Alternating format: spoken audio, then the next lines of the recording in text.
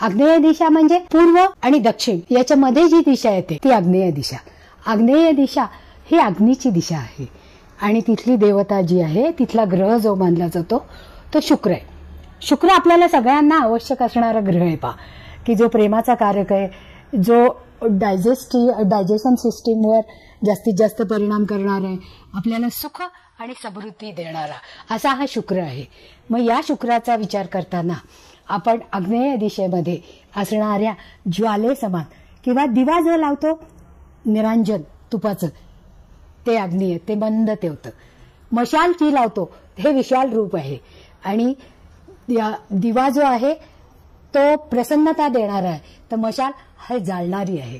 म्हणजे अग्नीची ही दोन टोकाची रूपं आहेत पा, एक शांतता आणि उजेड, ऊर्जा आणि प्रकाश देणारी, तर दुसरी दाहकता आणि जाळून टाकणारी.